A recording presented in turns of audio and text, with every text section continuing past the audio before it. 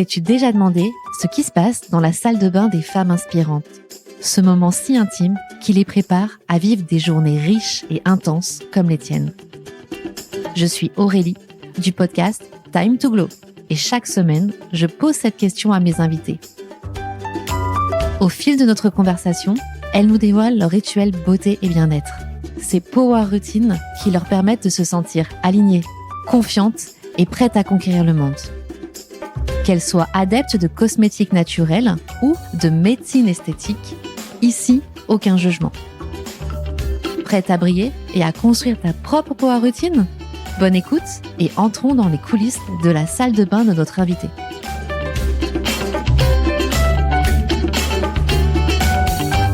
Bonjour Pauline. Bonjour. Écoute, je suis ravie de te recevoir dans Time to Glow, le podcast où on dévoile les coulisses de la salle de bain de personnalités inspirantes. C'est Lisa de la boutique Bonnie qui m'a parlé de toi et qui m'a dit que t'étais incroyable et extrêmement inspirante. C'est gentil, elle est trop gentille Lisa. Ouais, c'est clair, on la salue. L'idée, c'est que tu démarres par te présenter, de savoir qui tu es, quel est ton parcours. Est-ce que t'es OK ? Ouais, pas de problème. Alors, je m'appelle Pauline Waro, je viens de La Réunion. J'ai grandi là-bas, toute ma famille est là-bas. Quelle chance. Ouais, j'adore vraiment. J'y retourne là dans 3 semaines, j'ai trop hâte. Et j'ai fait toute ma scolarité là-bas. Je crois que c'était à mes 18 ans. On m'a parlé du concours Élite. Donc, ils font des castings dans le monde entier. Oui. Ils vont à l'international. Je sais qu'ils l'organisaient. Je sais pas s'ils le font encore. Dans plein de villes de France. Et ils viennent également à La Réunion. Ils font ces castings dans des centres commerciaux. Oui. Et j'avais une amie qui était fan de ce casting. Et elle arrêtait pas de me dire, il faut que tu le fasses, il faut que tu le fasses. Sauf que moi, j'avais un appareil dentaire. Et j'étais pas du tout intéressée par la mode. Ok. C'était quoi qui t'intéressait ? C'était quoi tes journées, ton environnement ? Faut dire, quand j'étais au lycée, j'étais la plus grande, j'étais très fine, donc je me sentais pas non plus super bien dans ma peau, on va dire. Ouais, tu te sentais pas canon de beauté par rapport aux autres, en fait. J'étais la copine des filles canon, quoi. On venait me demander le numéro de mes copines. C'était pas forcément moi le centre d'attention, quoi. Et de me dire, je vais aller faire un casting, c'était difficile pour moi. Et ça m'intéressait pas forcément. Ouais. Mais mes amies adoraient la mode, elles suivaient les mannequins. Donc, en fait, je me suis dit, pourquoi pas à un moment. Et je crois que c'était, je sais plus, c'était mon année de première. Ma mère me dit, on va aller faire des courses cet après-midi. Vas-y, on doit y aller avec un portrait et une photo plein pied. On le prend dans le jardin et vas-y, on n'a rien à perdre. On voit, on n'a qu'à tenter le truc. Donc, j'ai pris les photos plein pied qu'elle a imprimées à sa pharmacie. Donc, vraiment, les trucs imprimés. Et je suis allée avec une photo plein pied et tout. C'était vraiment juste avant d'aller au lycée avec mon cartable par terre, quoi, presque. Je suis allée au casting et c'était très drôle parce que les filles devant moi, c'était des mannequins déjà qui avaient un book, qui avaient vraiment les books, c'est vraiment comme des gros livres, en fait, avec plein de photos de photographes, pas de sa maman, quoi. Ouais, de photographes. Et moi, j'avais pas du tout ça, quoi. Donc, je me retrouvais dans la queue en train de me dire, oh là là, j'ai 2 photos imprimées dans ma main. Mais bon, j'ai fait le casting et au final, ça a fonctionné. J'ai passé les différentes étapes. J'étais pas censée être là pour la finale et je le savais, mais je me disais, de toute façon, j'irai pas aussi loin. Ouais. Donc, moi, j'avais un voyage scolaire en Afrique du Sud. Et on nous avait bien dit, si jamais vous n'êtes pas présente, ne continuez pas, en fait. Ok. Moi, je me suis dit, de toute façon, j'irai pas loin. Donc, j'ai rien dit et j'ai continué. Et on m'a dit, tu fais partie des finalistes. Donc, est-ce que t'es là ce jour-là ? Et je leur ai dit, non, je suis pas là. Retirez-moi de la liste des finalistes. Et on m'a dit, non, faut que tu sois là. T'as trop de chances de gagner, en fait. En fait, je pense qu'elle le sentait peut-être un peu et elle me disait, en fait, c'est pas possible que tu sois pas là. Donc, ce que j'ai fait, c'est que j'ai fait la moitié de mon voyage scolaire et que je suis rentrée. J'ai pas fait tout ce qui était le bootcamp et tout avec les autres candidates. Donc, je crois que je suis arrivée la veille de la finale et j'ai pas du tout passé la semaine avec les candidates, etc. Et voilà. Et après, j'ai remporté le concours Élite à La Réunion, ce qui m'a permis de faire l'international. On était 80 filles à ce moment-là, donc du monde entier. Okay. Dans les grands pays, t'as 2 représentantes. Mais moi, en fait, j'ai eu de la chance, c'est que normalement, il y a une finaliste française, mais La Réunion était considérée comme à part. Ouais. Donc, en fait, il y avait une finaliste française, il y avait une finaliste réunionnaise. Par contre, la Martinique, la Guadeloupe faisaient partie de la France, donc il en ressortait qu'une. C'est fou comme c'est ça, t'as cet alignement des planètes. Oui, je sais toujours pas pourquoi, mais au final, j'étais là, donc trop bien. Et je sais pas si j'avais fait la finale France avec toutes les autres, je sais pas si ce serait moi qui serais ressortie. Donc, j'ai eu la chance de pouvoir être là en même temps que la française, qui était Joséphine à ce moment-là, elle s'appelle. Et c'était génial, c'était une expérience incroyable. On est resté, je sais plus si c'était 2 ou 3 semaines à Shanghai pour la finale. Et voilà, et je suis arrivée dans les dernières finalistes, donc j'ai eu mon contrat à l'international avec l'agence. Et là, ça a démarré tout de suite, contrat, t'étais bookée. Parce que comment tu faisais, t'étais en première? T'avais quel âge? 15-16 ans? Quand j'ai gagné le concours, je crois que j'étais sur mon année de terminale. Je crois que c'était ça. Et en fait, j'ai fait ma première Fashion Week à Paris en mars, sur mon année terminale où je devais passer mon bac. Donc voilà, je me suis absentée. En plus, c'était pas sur les périodes de vacances. Oui. Donc moi, j'étais partie pour faire cette Fashion Week. Je suis revenue. Et quand j'ai passé mon bac, je suis partie en Australie pour travailler 1 mois. Pour un peu me faire à ce milieu du mannequinat. Voilà. Et après, j'ai commencé à travailler à temps plein, en fait, pour le mannequinat. Et je suis partie habiter aux États-Unis. D'accord, à New York. Toi, tes parents te laissent partir à 18 ans. Comment ça se passe dans la famille? Parce qu'ils n'étaient pas prêts à ça. Tu vois, t'avais pas cette appétence au départ, donc tu les avais pas préparés finalement. Oui. Non, en fait, je vivais avec ma maman et mon frère.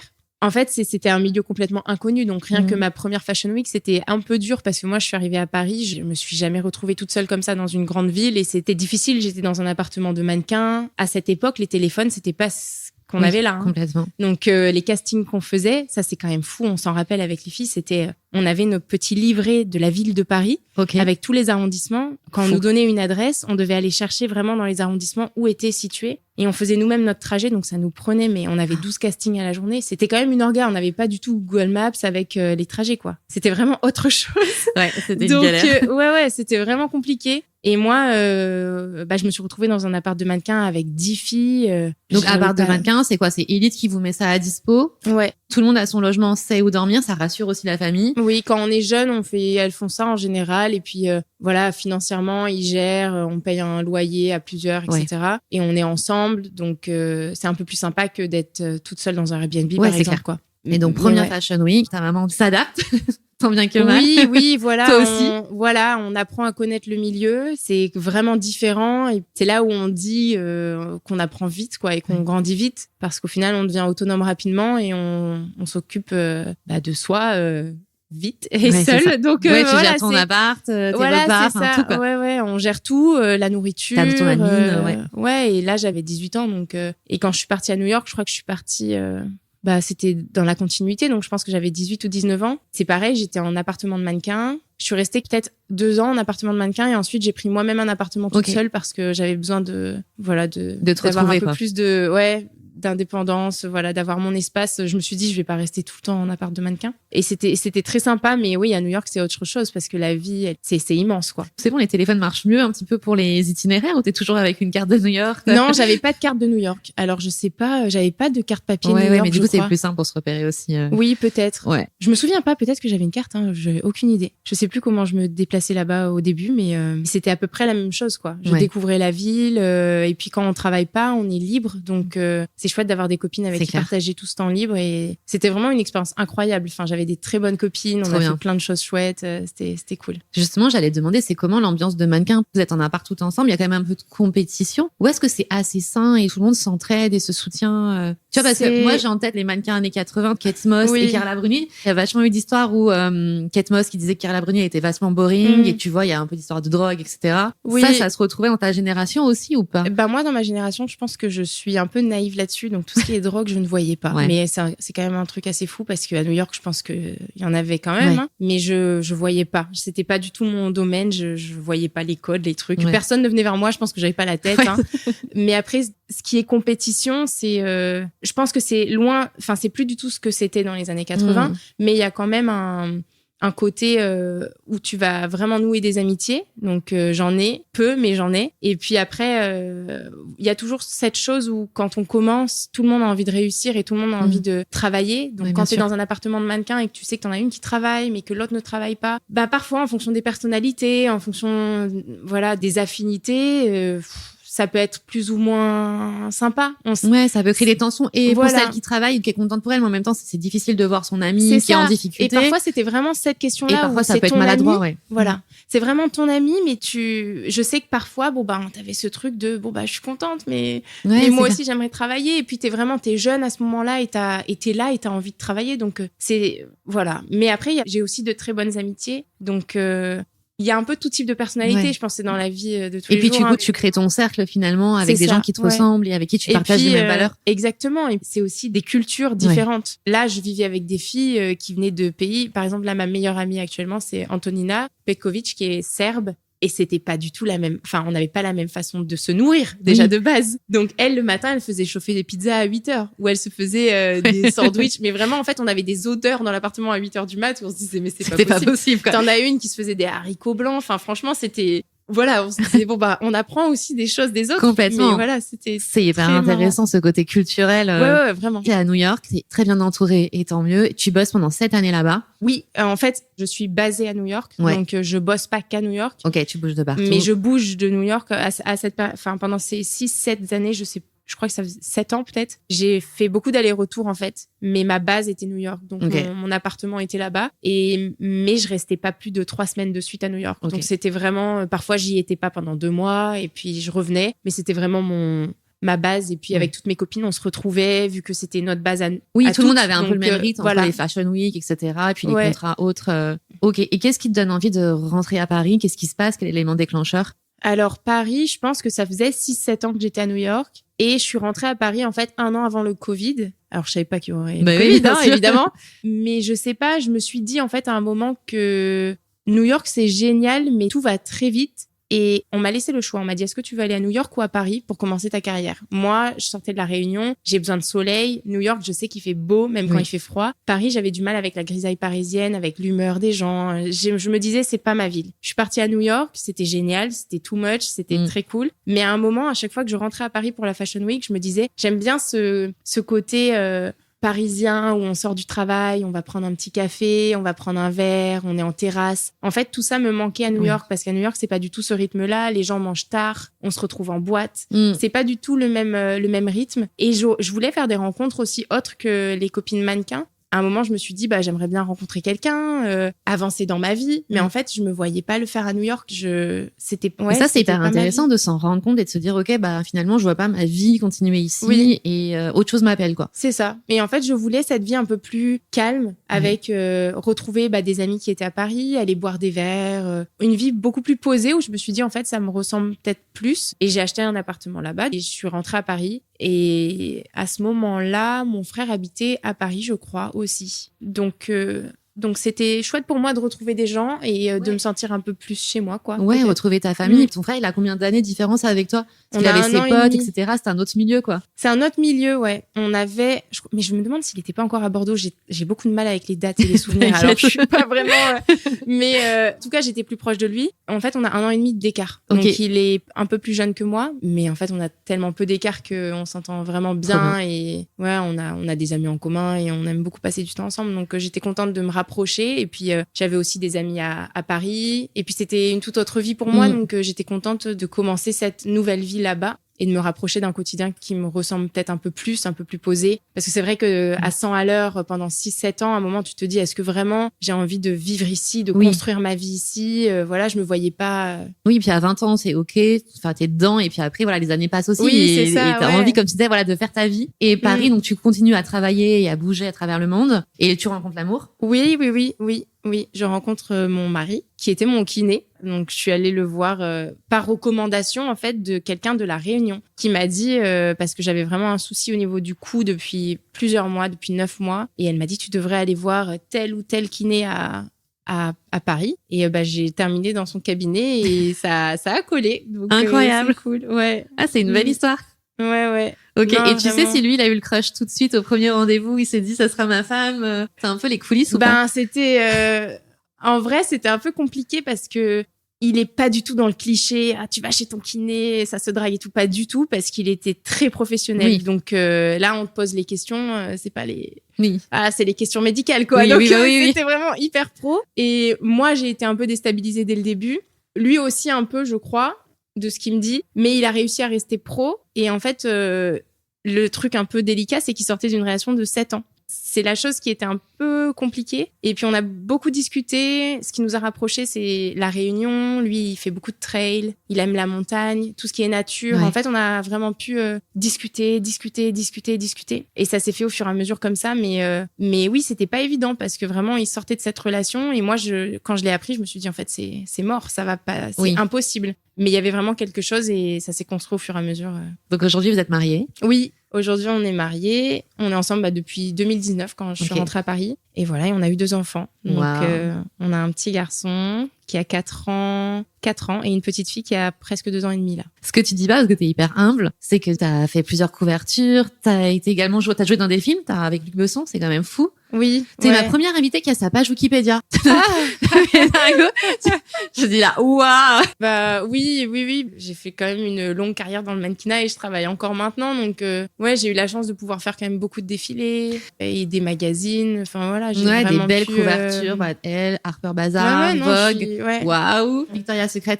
Oui, Victoria's Secret. Non, mais quand même. C'était chouette. Ouais, c'était une très belle expérience. C'était très très cool, une belle journée. Ouais. Tu sais, c'est fou parce que tu t'en parles, toi, comme ça, de façon assez simple, mais t'as pas mal de mannequins pour qui c'est un Graal, tu vois, qui en parlent dans leur carrière, qui voulaient vraiment faire ça. Toi, c'est un goal pour toi ou pas plus que ça? Ben, en fait, dans le mannequinat, quand on est à New York, le casting, on sait qu'il arrive chaque été, donc toutes les filles sont un peu, tu vas à ce casting, il y a des filles qui se préparent tout l'été, c'est vraiment, ça stresse beaucoup de filles parce que c'est le rêve, etc. Et moi, j'ai toujours été un peu, je sais qu'il y a ce casting, donc t'essaies tu fais un peu attention, et puis mais j'étais pas non plus extrême, et j'étais pas sûre que c'était quelque chose que je pouvais avoir, donc, mais l'année où je l'ai eu, vraiment, j'ai été allée en toute en dilettante, vraiment. Je sortais de vacances, mais bon, des fois je me dis, moins tu te mets la pression, plus les choses arrivent aussi naturellement, ça s'aligne, donc voilà. Et puis cette année-là, oui, je sais pas, après c'est peut-être une question d'énergie aussi, de ce que tu renvoies, si t'es bien dans ta peau, c'est toutes ces choses-là. Et oui, cette année ça a fonctionné, et c'était vraiment chouette. Ouais, c'était très cool. Tu disais, tu pensais pas faire ça, mais quand t'étais plus jeune, tu pensais faire quoi comme métier? Qu'est-ce qui t'attirait? En fait, j'ai passé un bac S, scientifique, spé SVT, donc bio. Et j'étais très axée sciences. Pendant longtemps, j'ai rêvé être chirurgienne, je voulais être médecin légiste même à un moment, danseuse étoile. Ça, c'était un peu pompier aussi. Ouais. C'était un peu tous mes métiers que j'aimais bien. Et en fait, je crois que c'était mon stage de 3e, j'ai fait un stage en clinique parce que vraiment, je pensais que je me dirigeais vers ça. Ouais, c'est ta voie, quoi. Ouais, et j'ai fait ce stage et j'ai suivi des infirmières qui ont fait une prise de sang à un patient et elles ont pas trouvé la veine et elles ont piqué dans tous les sens et en fait, ça m'a fait tourner l'œil et je me suis dit, oula, je me sens pas bien et j'ai pas trop aimé l'ambiance et je suis sortie de là, je me suis dit, c'est pas pour moi. Okay. Et j'ai fait une croix dessus, mais vraiment une grosse croix, et je me suis dit, je m'oriente vers le commerce. Donc, pendant ma première année de mannequinat, avant de vraiment me lancer à 100%, j'avais intégré une école de commerce à Paris, que finalement, j'ai pas pu suivre, parce qu'ils demandent quand même un minimum de présence et c'était impossible pour moi d'être présente. Donc, j'ai dû refuser l'école.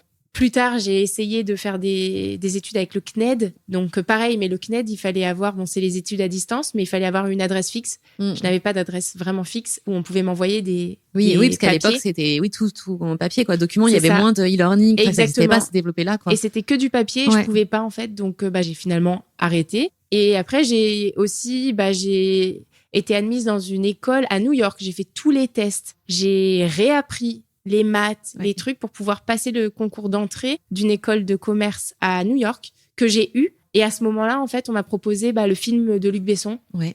Et en fait, je devais partir à Paris pour faire le tournage. Alors, j'ai arrêté, j'ai quitté l'école. J'ai même pas commencé l'école. Mais je voulais vraiment m'orienter vers le commerce. Et finalement, non. Je me rends compte que c'est pas pour moi.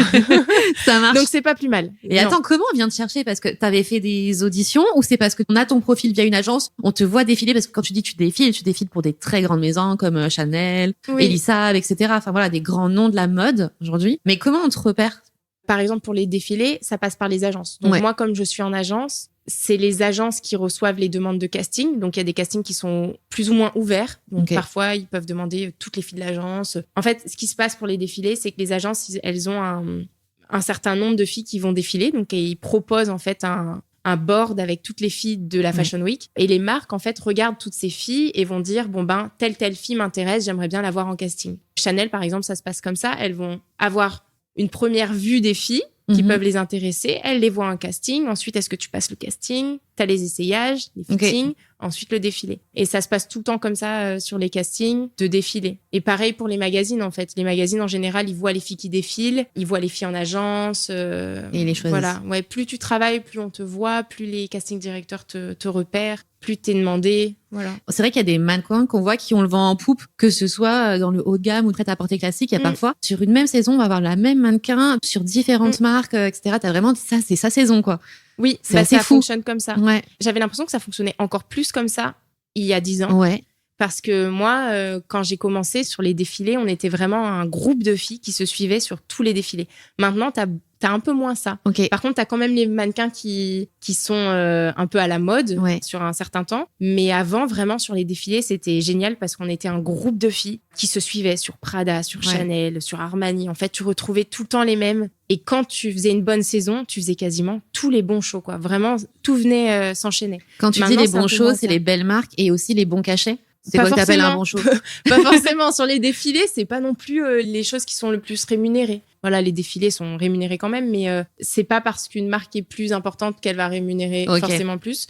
Mais ça dépend, voilà. C'est toujours, ça dépend. Mais en fait, il y a différentes catégories de défilés. Donc, tu as des petits défilés, les nouveaux créateurs, des choses un peu plus petites. Je crois que ça se classe en catégories E. Moi, je sais pas trop. Je crois que les agences, c'est A, B, voilà, ou 1, 2. Voilà, il y a des catégories un peu. Et tu as les très gros défilés, type Chanel, Armani, les maisons qui sont là depuis longtemps. Voilà, moyen et petit. Le cinéma, ça arrive comment? Le cinéma, ça arrive avec Luc Besson, en fait. Son film Valérian, il avait vraiment créé des personnages dans ce film. C'était des grands personnages, je sais pas si t'as vu le film, des grands personnages bleus, un peu style Avatar. Et il cherchait, en fait, des silhouettes élancées, fines. Et au niveau des visages aussi, il cherchait certains types de traits pour correspondre à ces personnages. Et il s'est tourné vers des agences pour vraiment regarder les visages. Et je crois que il a vu mon visage, il a vu le visage d'autres filles dans l'agence. Et il a voulu me rencontrer. C'était juste, j'ai reçu un appel un jour. Ah ben, Luc Besson aimerait te rencontrer. Il faudrait que tu ailles à tel endroit. Voilà. Ok. Et voilà, je l'ai rencontré et juste comme ça, il m'a dit en fait, il faudrait que tu prennes des cours. Donc, je me suis lancée dans les cours. Il faut que tu apprennes à jouer et j'ai un rôle pour toi, quoi. Et là, comment ça se passe? Qu'est-ce qu'on t'apprend dans ces cours? Tu vas où, d'ailleurs? Alors, moi, j'habitais à New York à ce moment-là. Je suis allée au studio Suzanne Batson, voilà, qui était... qu'on m'avait beaucoup recommandé. Et j'ai rencontré une coach d'acting que j'adore, qui s'appelle Chloé. Et elle m'a suivie, en fait, tout du long. Voilà. Après, j'ai fait quelques cours aussi à Paris. Là, cette méthode Suzanne Batson, c'est vraiment une méthode où tu vas aller chercher tes propres émotions dans ton propre vécu. Donc, c'était quand même assez prenant. Et moi, je suis très... j'ai beaucoup d'empathie, je suis beaucoup dans les émotions, donc ça a pas toujours été facile pour moi, honnêtement, parce que c'est quand même un travail qui est très profond et respect à tous les acteurs pour ça, parce que moi je me suis rendu compte que c'était quand même ça peut être très lourd, faut arriver à faire la part des choses et c'est pas toujours facile, je trouve. Ouais, j'imagine, tu vas creuser au plus profond de toi. C'est ça, dans tes vrais... tes forces, les faiblesses, ton histoire. Ça, voilà. Et il y a pas que ça dans l'acting, il y a aussi d'autres méthodes. Moi j'ai commencé par celle-là, qui a été quand même assez et en même temps, on sait que c'est de l'émotion que se dégage énormément de choses. Oui. Quand tu incarnes un personnage, quand tu vas chercher dans tes propres émotions, tu arrives à faire ressentir cette émotion au spectateur ou ouais, c'est ça. C'est ouf, quoi. Et donc là, tu t'as pas fait un film et t'en as fait 2? Oui, j'ai fait le premier là de Luc Besson et il m'a rappelé pour un autre. Ok. Ouais. Mais l'autre, j'avais un rôle un peu moins important quand même. Enfin, j'avais un rôle, je jouais un personnage. Je crois que j'ai dit une phrase, quoi. Mais c'était sympa. Hein. Mais bon, toute cette prépa, tu vois, pour une phrase, c'est canon parce qu'après, ça te sert pour autre chose, quoi. Oui. Forcément. Ouais, non, mais c'était vraiment génial. C'était une expérience incroyable. Et le tournage de Valérian, c'était fou. Ouais, ça devait être dingue. Il y a un univers assez incroyable. Ah oui, vraiment. Comme c'était un film avec beaucoup d'effets spéciaux, c'était vraiment génial. Ouais, trop canon. Et là, aujourd'hui, tu fais quoi? Alors là, aujourd'hui, maintenant, j'ai déménagé. Je suis plus à Paris. J'habite du coup un petit peu en dehors de Lyon. Et je suis ici on a déménagé à Lyon depuis 2020, je crois, après Covid à peu près. Voilà, on a emménagé en dehors de Lyon il y a presque 2 ans. Et maintenant, je suis dans ma petite vie familiale avec mes enfants, mon mari. J'ai créé ma vie ici. Ça m'a pris un peu de temps parce que toute ma vie, depuis mes 18 ans, j'ai été baignée dans le mannequinat à 100%. Et maintenant, en ayant des enfants, j'ai eu un peu plus de temps pour moi aussi parce que avec les grossesses, j'ai arrêté de travailler. Donc, je travaillais quand même un peu, mais beaucoup moins.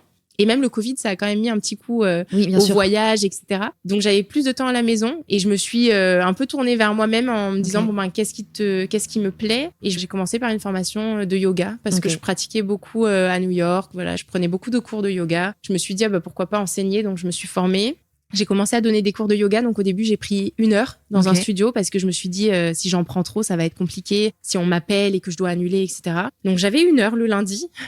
J'ai tenu ça sur 1 an. Ça m'arrivait d'annuler pour les Fashion Week, pour les shootings. Voilà, ça m'est arrivé, mais elle était au courant dans le studio, donc on s'arrangeait. Ensuite, j'ai pris 2 heures l'année suivante. J'ai augmenté petit à petit, donc je crois que ça doit faire 3 ou 4 ans que j'enseigne. Et cette année, en fait, depuis ce début d'année, j'ai décidé en fait de diversifier un peu plus et je me suis formée en fait pour être coach sportive et je me suis formée au pilates. Je donne des cours de pilates réformeur et de pilates mat. Et voilà, j'ai des emplois du temps quand même bien chargés maintenant là depuis cette année là. Je donne beaucoup de cours, mais je suis contente en fait. J'ai vraiment envie de remplir ma vie ici, même si je suis amenée à partir, à changer mon emploi du temps à la dernière minute. C'est des choses qui peuvent arriver. Voilà, les gens sont au courant et je ferai tout pour arranger les choses. Oui, pour trouver un remplaçant ou enfin voilà. Mais en tout cas, tu gardes quand même ce côté mannequinat qui te plaît et qui t'anime encore.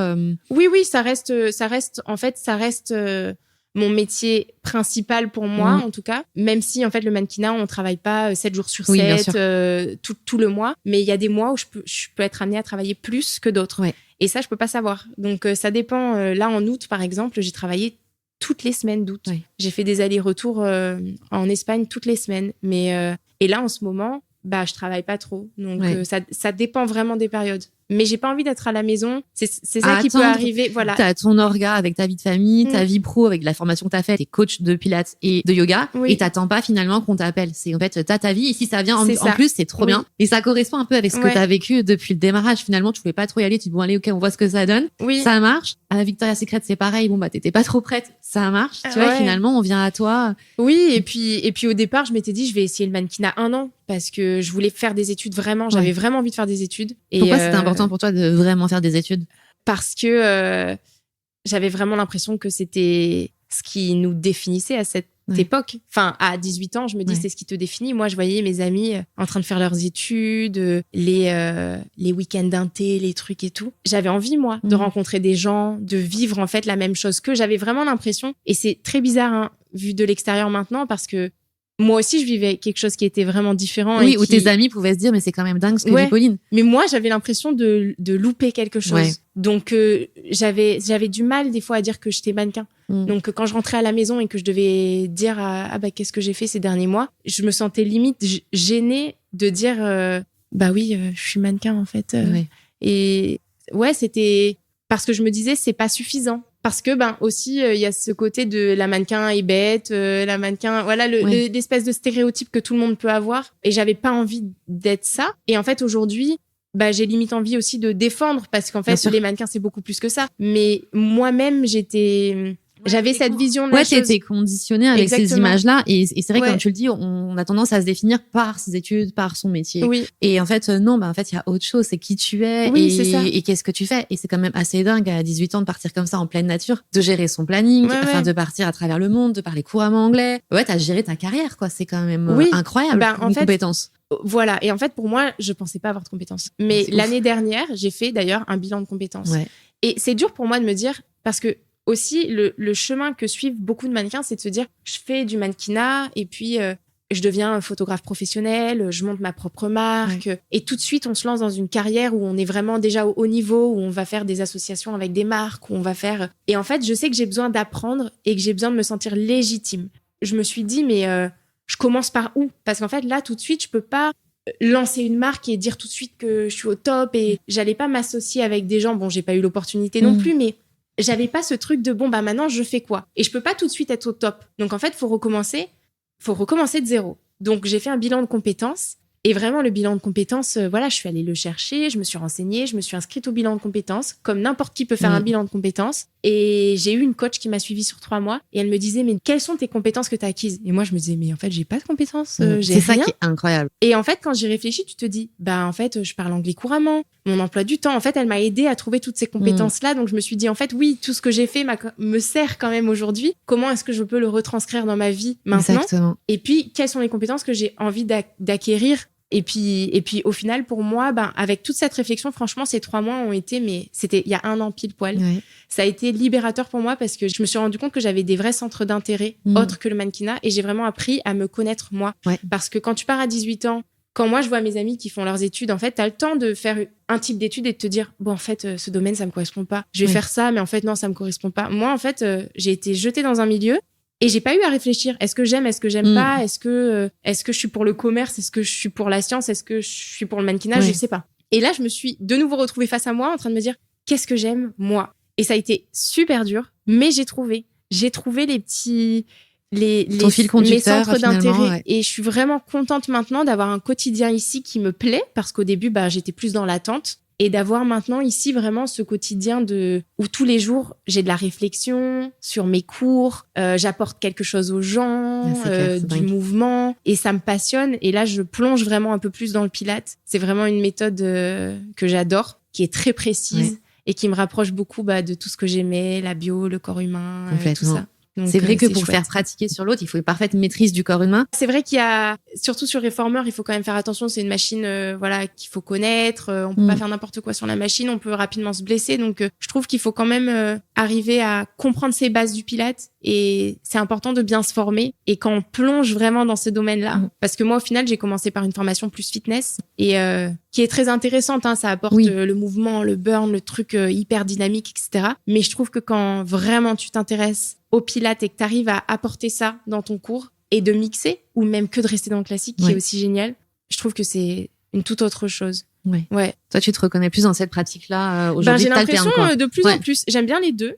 Dans mes cours, je fais vraiment un mix entre le classique, mais je suis très axée positionnement parce que j'adore le corps et j'aime bien. J'ai envie que les mouvements soient bien faits. Donc, évidemment, quand tu es dans des cours à 12, c'est un peu plus compliqué de le transmettre, mais j'aime replacer, j'ai envie que les mouvements soient propres, soient justes, parce que le Pilates, tu te rends compte, et là, plus je fais des cours, parce que je suis dans une formation qui est assez précise en ce moment, plus je fais toute cette formation, je me rends compte qu'en fait, pour bien faire les mouvements, il faut vraiment les comprendre. Et pour le ressentir dans ton corps, il faut vraiment que tu le comprennes. Et c'est difficile de le comprendre si tu es sur un truc, allez, boum, boum, boum, boum, boum. Oui. Donc, mais il faut avoir des personnes. Et en fait, je comprends un peu tout type de personnes. En fait, je comprends qu'il y ait des gens qui cherchent ce côté fitness. Donc, ce côté un peu dynamique. On y va, tu sors et tu sens que t'es KO. Et je comprends ce côté un peu plus posé où tu vas vraiment essayer de comprendre le mouvement en toi avant d'aller chercher quelque chose de dynamique, si tu as envie d'aller chercher quelque chose de complètement. dynamique.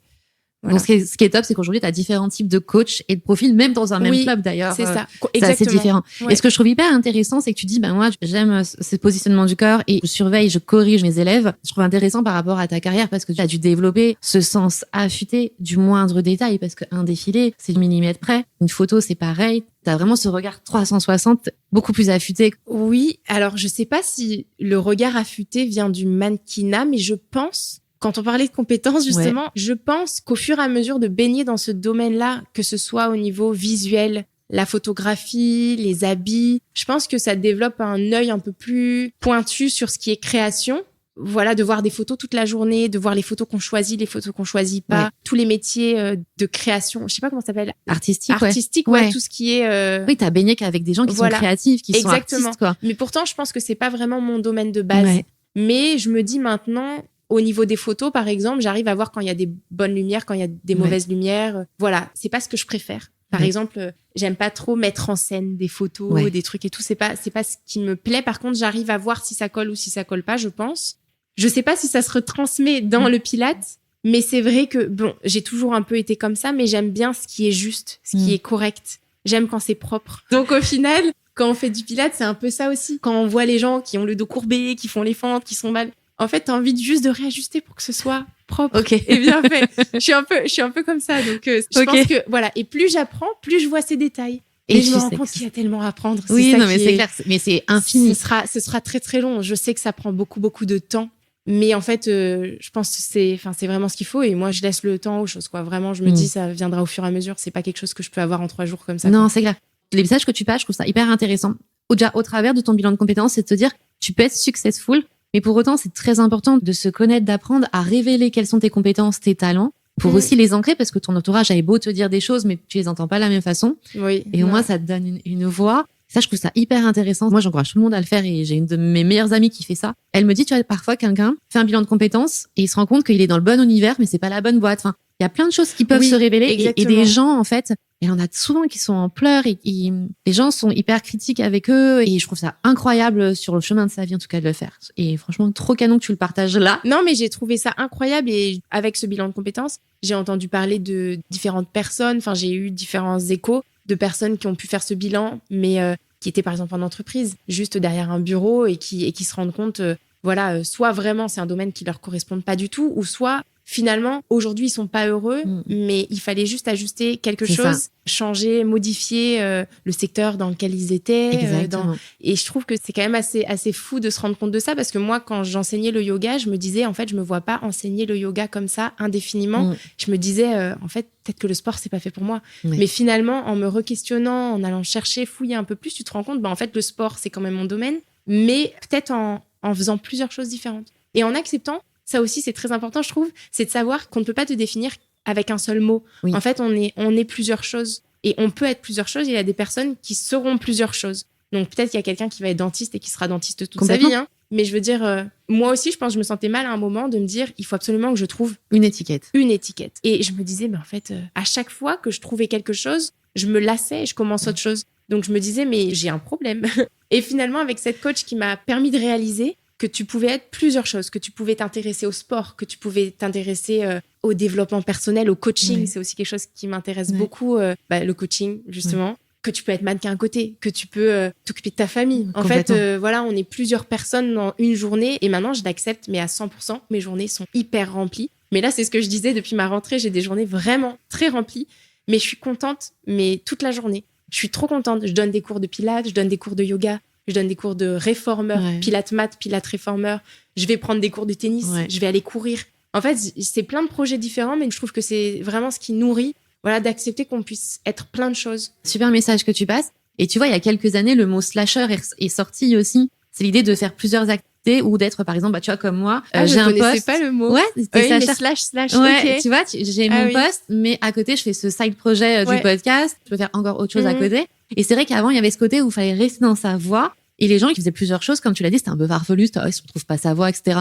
Alors que si, en fait, on est multiples et justement, on se nourrit, on s'épanouit comme ça, quoi. Et même, j'entendais un podcast, c'était une directrice marketing d'une boîte et elle disait, à côté, j'ai monté 2 autres boîtes et ma boss est OK parce que ça nourrit l'entreprise également, tu vois, et c'est vertueux, tout ça. Et parfois, les compétences, je trouve, les centres d'intérêt qu'on a peuvent se regrouper. C'est ça qui est génial. De te dire qu'en fait, tu peux aimer le sport et tu peux aimer un tout autre domaine que tu peux associer en fait à un moment dans ta vie et peut-être pas tout de suite, mais te dire en fait que tous ces petits centres d'intérêt, tu les mets dans des petites cases et tu te dis t'avances dans ta vie et peut-être à un moment tu vas ouvrir cette case et elle va se regrouper avec une autre. Carrément. Et en fait, je suis vachement plus rassurée maintenant en sachant ça, parce que j'avançais dans ma vie en me disant mais en fait je suis rien et j'avance dans le vide, je sais pas où je vais et ce qui me plaît. Et maintenant de te dire en fait j'aime bien ça et tout ça gravite. Et un jour tu te dis pour l'instant, je sais que ça reste là. Je vais pas le fouiller tout de suite. Je vais pas creuser tout ça, mais j'y reviendrai peut-être un jour ou peut-être pas. Je sais pas. Mais ouais, je trouve que c'est intéressant.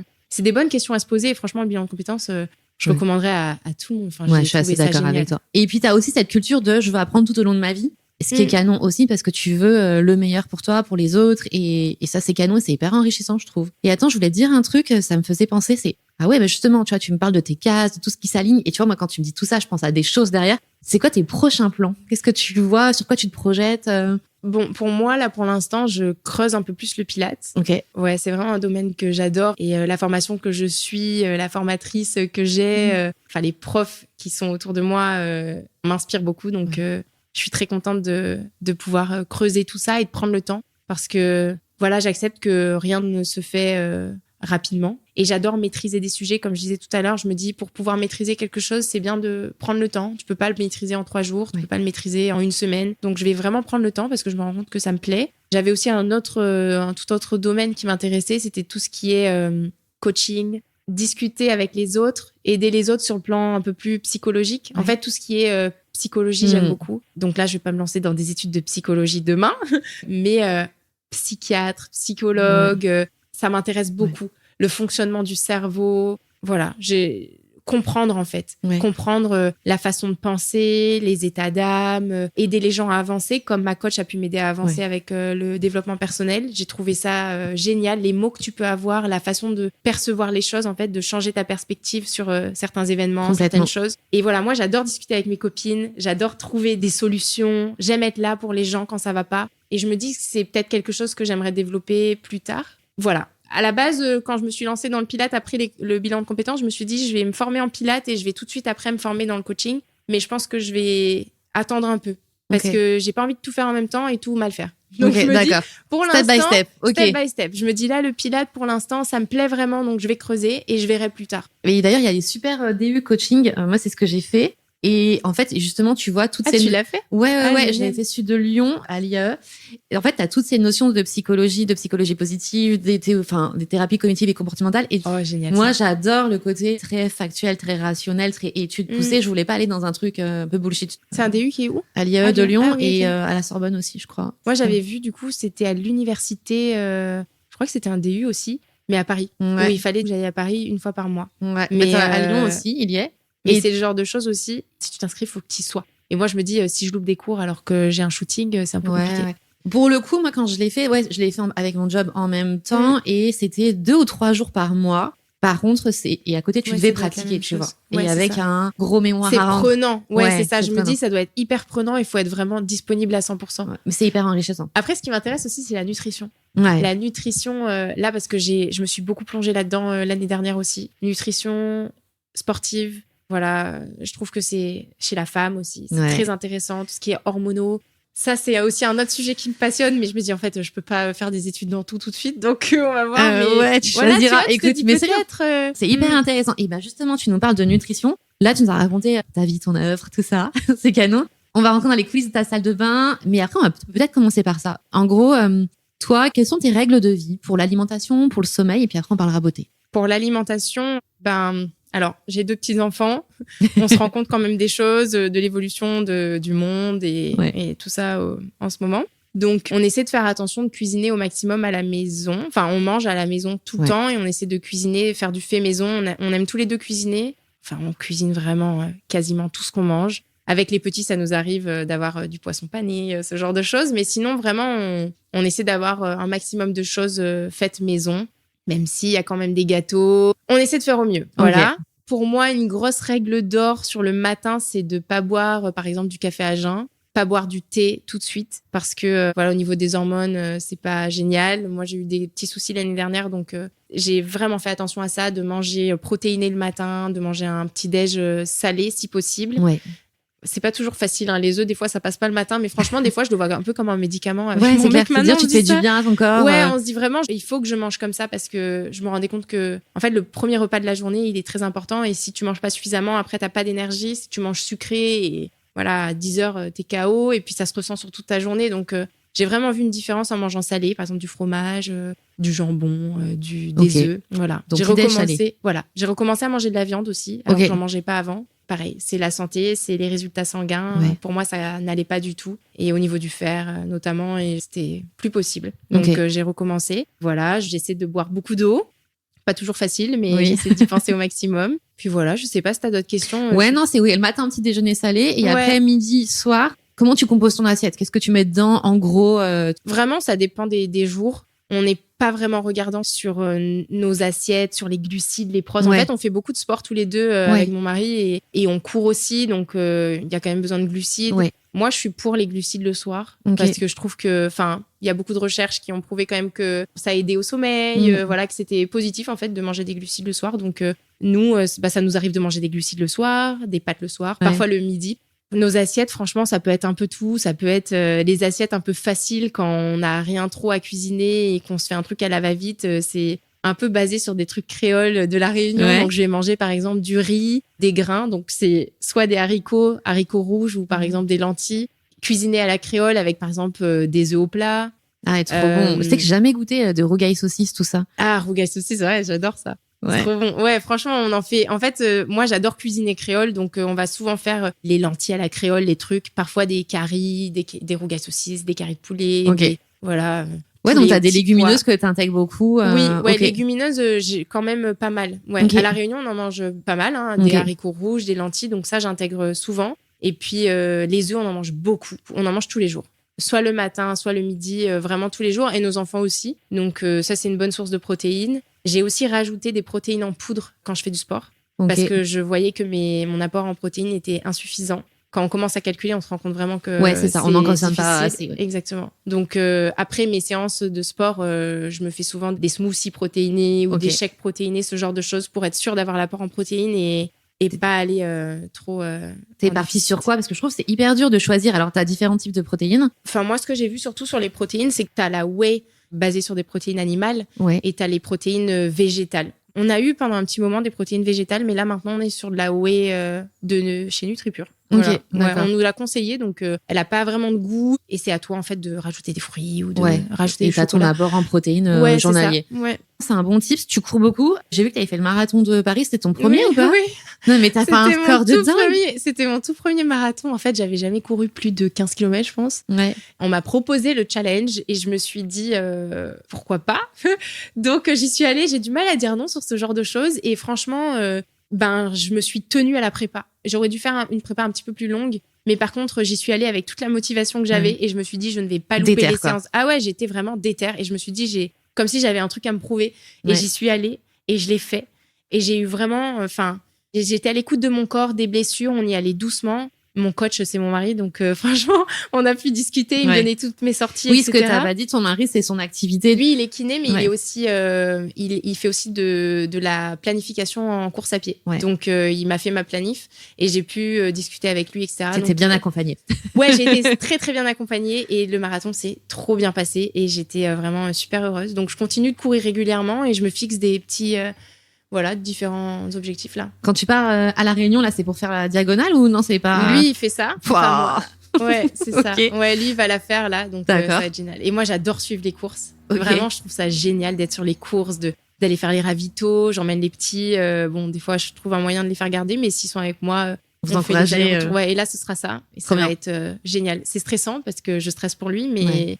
Et là, celle-ci particulièrement, je pense que je vais bien stresser, mais ça va être cool. Et d'où, tout à l'heure, tu nous as dit, la nutrition sportive m'intéresse énormément. Vu que toi, quand tu fais un truc, tu creuses le truc à fond.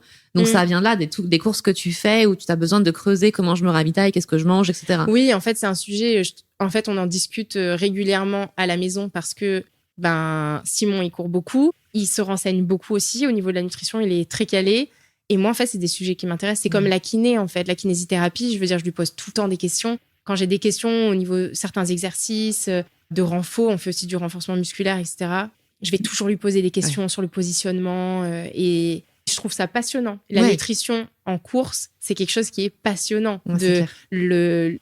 Voilà, ce qu'il faut que tu ingères en 1 heure, ce que tu vas boire, ce que tu vas manger. Tout est réfléchi et franchement, si tu t'y intéresses, je trouve que c'est génial. Ouais. Et comme je baigne un peu là-dedans, voilà, parce que je suis entourée de gens aussi qui courent. Bah oui, qui vous ressemblent et qui aiment les mêmes, qui ont les mêmes centres d'intérêt aussi, quoi. Ouais. Du coup, ça fait vraiment plein de domaines intéressants, mais c'est vraiment, je creuse un peu et bon, voilà, l'année dernière avec les prises de sang, les trucs, on se rend compte qu'on est en déficit sur certaines choses, que les vitamines par-ci par-là, c'est pas trop ça, donc on rééquilibre et c'est intéressant de regarder tout ça aussi. Tu complémentes?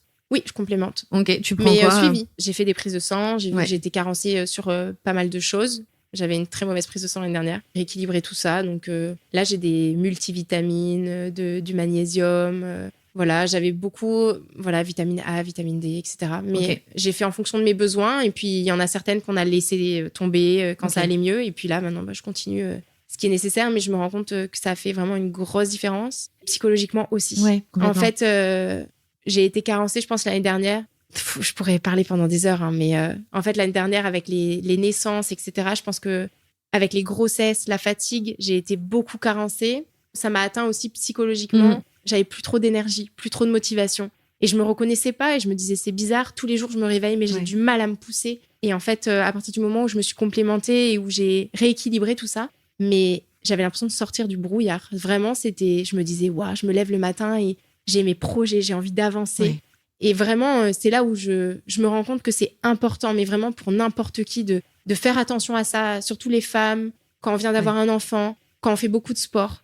En fait, de vraiment faire attention à tout ce côté nutrition qui est essentiel. Et vitamines qui est essentiel, et notamment au niveau psychologique. Parce que quand on se sent un peu déprimé, quand on sent que ça va pas trop bien, faut aller chercher les psychologues, les choses comme ça. Mais regardez aussi la nutrition parce que ça peut aussi venir de là. C'est un tout petit truc, mais je me dis au final, pas beaucoup de gens le savent. Moi, je le savais pas. Je pensais pas que ça pouvait venir de ma façon de me nourrir. Et au final, ça joue énormément. Ça joue, ouais. Mais j'adore, tu vois, ce podcast et tout ce qu'on se partage. Et je te remercie pour ta transparence.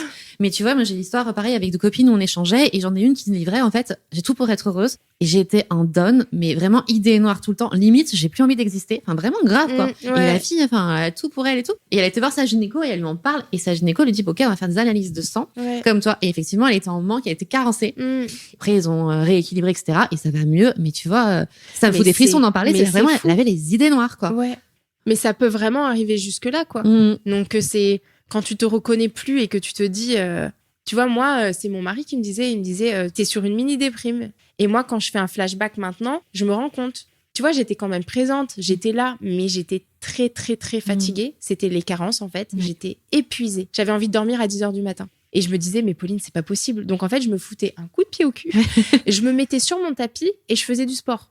Sauf que derrière, j'allais pas forcément me faire un chèque. En fait, je mangeais à ma faim, mais tu sais, je me sentais fatiguée. Et je me disais, bon, t'es fatiguée, bouge-toi, fais du sport, fais un truc. Et après, j'avais pas forcément faim parce que des fois, quand tu finis du renfo, t'as pas forcément envie de manger. Non. Mais en fait, tout ça a accumulé.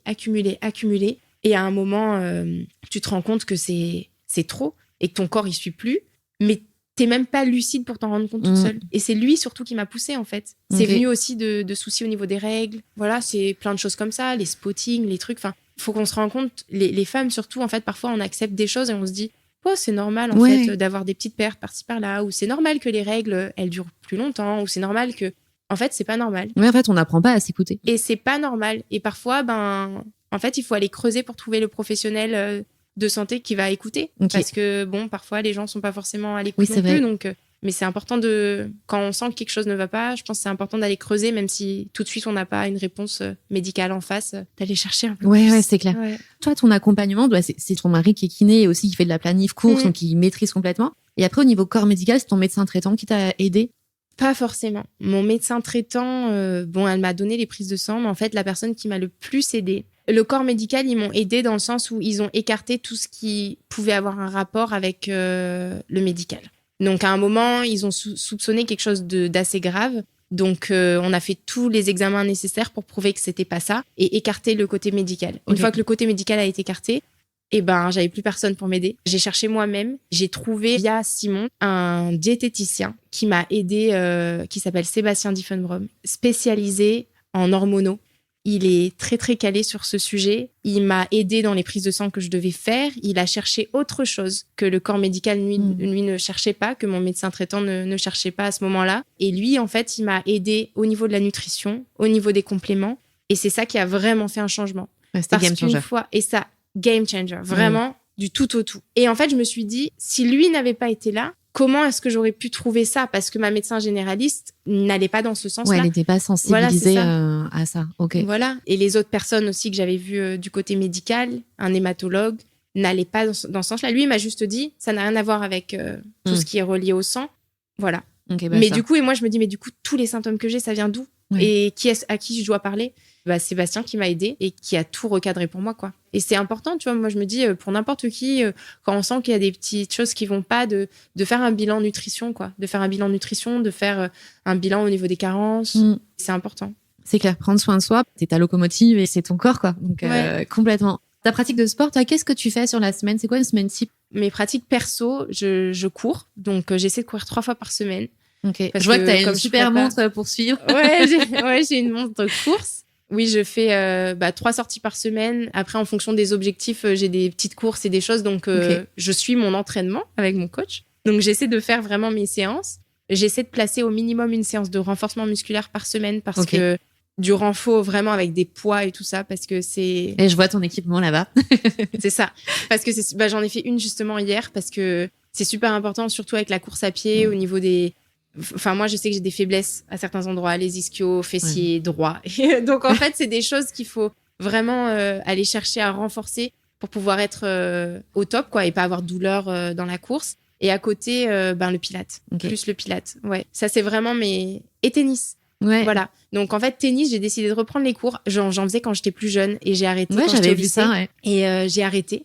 Mais ça fait des années que j'en fais plus. Et là, comme on a inscrit Sacha au tennis, ça m'a motivée. Hein. Je me suis inscrite aussi. L'idée, c'est de pouvoir jouer avec lui aussi. Ben ouais. Et puis, c'est génial de reprendre les cours. Franchement, j'étais trop contente de retoucher à une raquette. Donc, j'ai bloqué un créneau pour ça. Trop bien. Et puis après, évidemment, la pratique du Pilates, dès que je peux. Pilates, parce que je suis en formation et que plus on pratique, plus on apprend. Ouais. Et puis le Pilates, ça fait vraiment du bien au corps aussi. Donc, je trouve... faut arriver de mixer tout ça. Je trouve que c'est complémentaire vraiment. Toi, ta reco, effectivement, pour quelqu'un qui est pas forcément très sportif, c'est de faire du pilates, un peu de course. C'est quoi ta reco? Déjà, idéal, c'est d'avoir un peu de cardio, je trouve. Ouais. Du cardio, de faire des marches rapides, courses si on peut, d'avoir du mouvement en fait. La course, moi, je trouve ça génial, hein, mais ça peut aussi être du vélo, voilà. Ouais.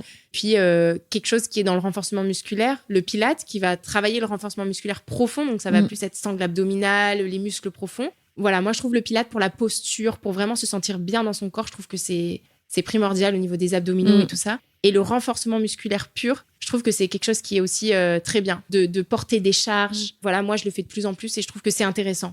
Après, je sais qu'il y a plein de visions sur la chose. Hein. Il y a des gens qui non, mais très bien. En fait, c'est assez 360. C'est ma vision d'être plutôt 360 où tu fais des choses qui te permettent de faire un peu tous les sports. Okay. Parce que, d'être mobile et d'être fort, quoi. Pour aussi bien vieillir. Hein. Les articulations. C'est clair, c'est hyper important. Voilà. Et puis, tu dois être en forme pour tes 2 petits loulous, là. Oui, faut porter, hein, parce que quand je me retrouve avec un vélo, une fille dans le bras, sur le bras, le sac, ça fait beaucoup. Hein. On te voit pas mal. Alors, sur ton compte Instagram qui est à ton nom, t'as tes activités pro, mais aussi perso, on te voit beaucoup à la montagne. Enfin, tous les deux, on voit beaucoup à la montagne, genre en mode entraînement intensif. Ouais. Ça fait vraiment partie de votre quotidien, la montagne? Oui. Moi, je viens de La Réunion. C'est la montagne. J'adore. J'ai souvent été faire des marches en montagne. Enfin, j'ai grandi comme ça, en fait, en allant faire des randos.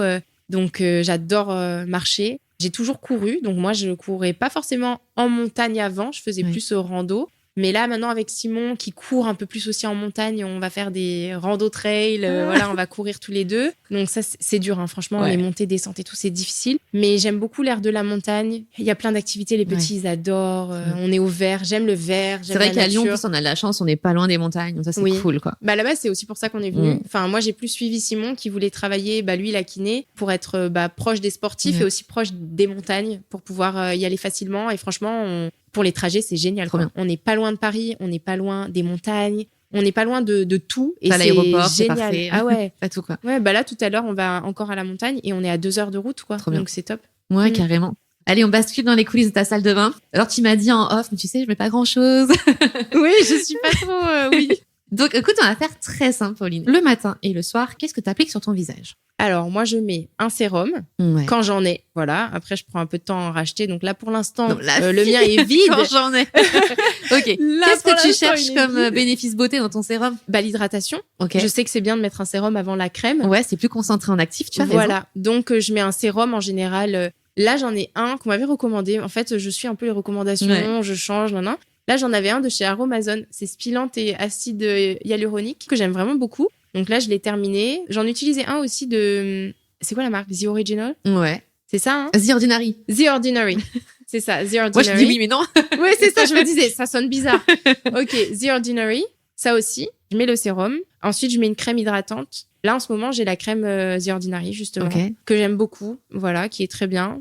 Et j'ai aussi des crèmes typologie que j'aime bien aussi. Et là, en ce moment, et je sais que c'est important d'en mettre, je mets toujours de la crème solaire. Donc là, en été, encore plus. Mais je sais que c'est bien d'en mettre aussi en hiver. Donc, je pense que maintenant, je vais la garder tout le temps. Donc, crème solaire, soit qui est déjà inclus dans la crème. Donc, j'ai une typologie où c'est la crème avec de la crème solaire dedans. Donc, des fois, je mets que ça. Des fois, je mets crème et crème solaire par-dessus. Voilà.